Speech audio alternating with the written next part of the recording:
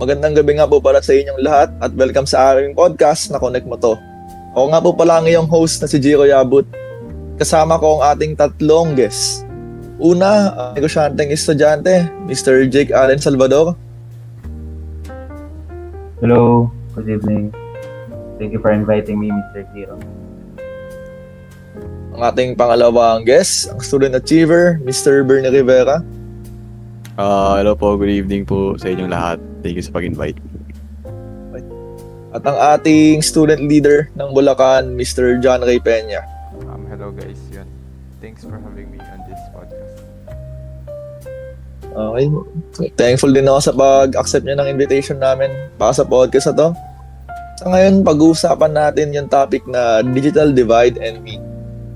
So, bilang isang ikaw mo, kasi medyo curious ako bilang isang sa'yo, negosyanteng estudyante, Mr. Jake. So, anong effect sa'yo kapag mabagal yung internet, especially ngayong tag-ulan? Malaki yung dudulot ng mabagal na internet sa akin kasi yung mga pag-post ng mga binibenta mo online, ganun. May mga pending transactions ka na parang nade-delay siya kasi mabagal yung internet kasi hindi nagiging interactive yung conversation. Yung mga ganong factor na nangyayari minsan. Lalo na ngayon, may bagyo. Ganun yung na-experience. Pero kapag maayos naman yung internet, like smooth naman talaga yung transaction mo. Yes. Okay. Ikaw Mr. Student academic achiever, Mr. Rivera. Anong nangyayari? Like, syempre, alam natin na madalas kailangan nyo agad magpasa kasi gigil ka pumasa eh. Anong effect? Paano ka naapektuhan nun? Ayun nga, malaki rin yung effect sa akin nun, lalo na sa student kasi syempre, time is, sabi nga nila, time is gold. So, every second counts. So, pag mabagal internet, marami nasayang na oras. So, mas malaki yung delay nun. No? So, yun. May nangyari na ba na parang habang nagko-quiz ka or may kang di napasa kasi nawalan kayo ng internet? May nangyari nang ganun sa akin. Like, nawalan ng internet. So, nangyari, kailangan ko pong mag-switch sa cellphone ko, magbukas ng data. And napakalaking oras na nakain sa akin, lalo na pag math pa yung quiz na yun. So, yun nga, malaki yung kailangan na oras doon. Since nadali pa ako, mas malaki yung chance na mali ko pa yung sagot. So, yan. Pero grabe na rin, no? Kahit wala ka ng internet, kahit hotspot na lang, kaya din, no? Like, sobrang advanced na din talaga ng technology. Oo. Okay. Ayun, hello, ating student leader. Kayo, pa nag-meeting kayo, like, syempre, di naman lahat may internet. Paano nyo naayos yung mga ibang taong wala sa meeting nyo? Pag ganun kasi ang nangyayari, meron kaming, yung secretary namin is nagre-write ng minutes of the meeting. Yung minutes of the meeting is like a document where nakasummarize doon yung meeting, yung pinag-usapan, yung discussion, basta summary lang siya. So, when balik tayo sa digital divide, that is how we handle yung mga cases na kunwari yung co-org mo is incapable na makasama digitally sa meeting. That's one. Would be through if walang inaccessible talaga yung digital, sometimes we're forced to perform physical meeting or face-to-face talaga, which is efficient siya. Hindi siya gano'n ka-efficient kasi babiyahe ka pa eh. Pero maganda, ayun yung siguro best way to communicate pa rin, diba? Parang ayun lang. Oo. Siyempre, mas maganda naman talaga. Siyempre, pag face-to-face nagsalita kasi lahat ng idea pwede niyong malabas sa table, no? Oo.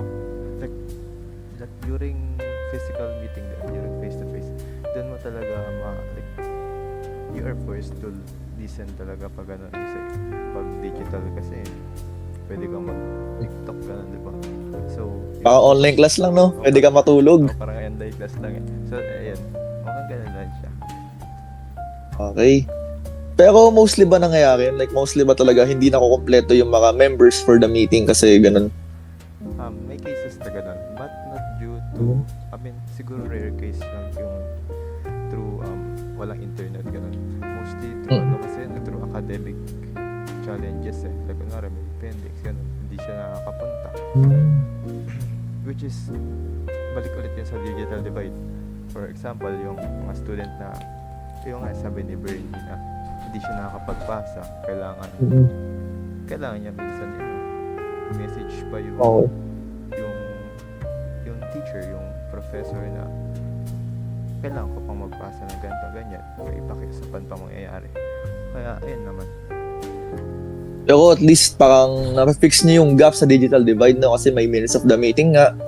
Kung bakit wala ako dito, pwede ko na lang basahin yung papers after, no? Ganun na lang mangyayari talaga. O, ganun na lang talaga. Amin yun yung best option natin. Ay, may nag-comment nga po pala sa atin dito.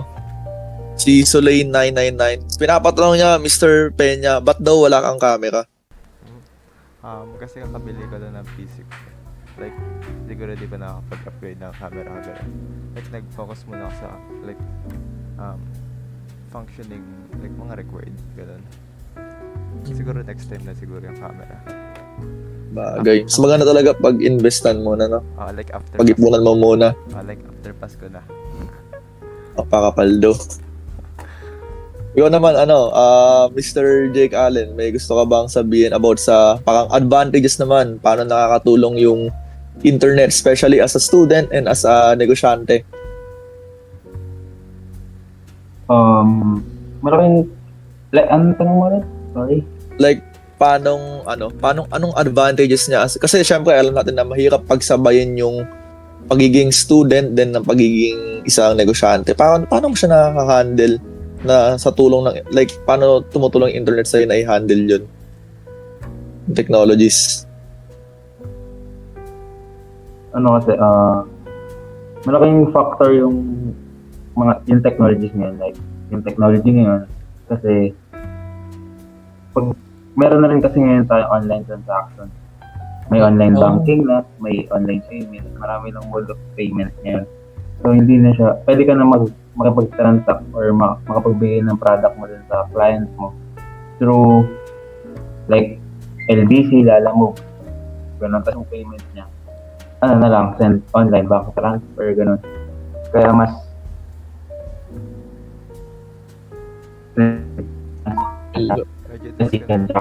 Hello? Medyo nag-lag ka, no, Mr. Jake Allen?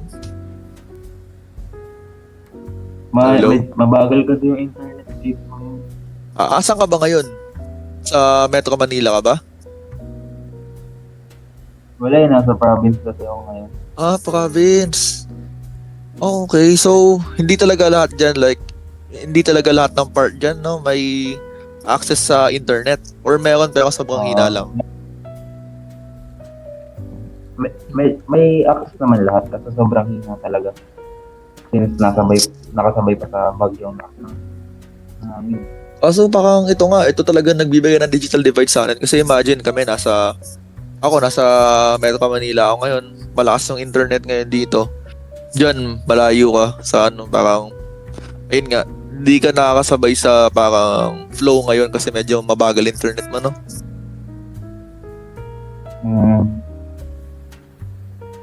Like, mainly Pero mostly, Dahil din kasi sa lakas ng ano po sabi niya, Mr. John Ray? nakaka-affect din kasi talaga yung geographical position ng sabihin natin ng gumagamit yung user sa speed ng internet niya, which is kaya nga ayun nga sa Metro Manila malakas yung internet, and for example sa Albay, mas mabagal siya kasi sabihin natin may mga bulubundukin ganun, which is nakakadagdag sa digital divide because Okay. I mean, what if ganun na talaga sila kaya nila tumira, ganun, diba? Oo, sa bagay. Which is, ayun. At saka ang hirap na rin kasi lumipat sa Manila, sobrang crowded na sa ngayon, ay sa Metro Manila. Medyo crowded na rin. Oo. Pero dyan sa lugar mo, Mr. Jake Allen, ano tingin mong paraan para maayos yung digital divide? Kasi syempre, yung ibang student, sabihin mong, ikaw bilang tao dyan, sabihin mo, parang yung ibang bata dyan, hindi sila makakasabay sa mga bata sa Metro Manila in terms of technology. Ano tingin mong kailangan gawin ng local barangay or government dyan para maayos yung bridge na yun? Ano lang siguro, they can conduct seminars, tutorials on how to adapt sa anong nangyayari ngayon sa technology natin. Tsaka, ano lang, parang turuan lang nila sila, like guide nila properly kung how to use the technology parang properly. Ikaw hello, Mr. Bernie, nandiyan ka po ba? Okay, parang may emergency po ata si Mr. Rivera natin. Pero babalik naman yan. Baka na digital. Ikaw na digital divide din siya, no? Baka binagyo sila idol, digital divide din siya. Ay, ikaw Mr. John Ray, saan ka ba naka-locate permanently? Permanently sa Bulacan ako. Sa ngayon? Bulacan. Medyo Nakatapos na ng ulan. medyo ano din dyan, like yung parang mga kabataan, di rin sila, open sila sa technology or di sila ganun ka-open compare sa Manila. Technically, parang siguro compared to Manila, oo. Pero compared to other province, hindi naman. Parang Above kayo, no? above naman. Malapit na lang din yung LRT dito. Kaya ganun. Like, Sa bagay. sa Manila. Sa Sa bagay. amin kasi sobrang moving na talaga sa amin, kaya medyo may mga ibang bata na di nakaka-adapt agad sa technology. Kasi alam ko bumisita ako dyan sa Pampanga parang last summer, which is may ibang parts talaga is walang parang wala pa silang ang hina ng signal nila, walang internet gano'n. Pero parang yung iba okay naman. Like sa mga city type like sa Clark gano'n, maganda talaga. Pero siguro talaga yung mga ibang part lang talaga. Syempre di naman talaga lahat sa maayos na sa ngayon kasi compare nga sa ibang country, sobrang delay na natin. So, ayun. So ngayon naman sa mga parang may mga gusto pa ba kayo masabi about sa pinag-usapan natin ngayon? Kung paano ma-fix yung mga digital divide, yung mga ganun.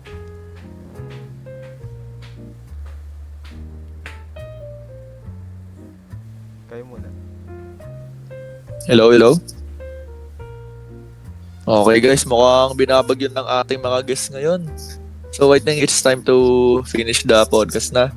Again, at nakikita nyo talaga sa podcast na to, malaman natin na sobrang laki ng effect ng technology sa buhay ng mga tao ngayon.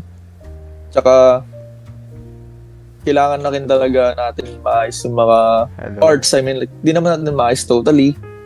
Pero, one at a time, sana yung mga ibang part ng Hello. province, tulad kay Mr. Jake Allen sa Pampanga, yung ibang part, sana magkaroon na sila Hello. ng access sa technology para makasabay sila sa ibang students. Yun. Ako nga po pala ngayong muli ang iyong host na si Jiro Yabut at welcome sa ating podcast. Nakonect mo to.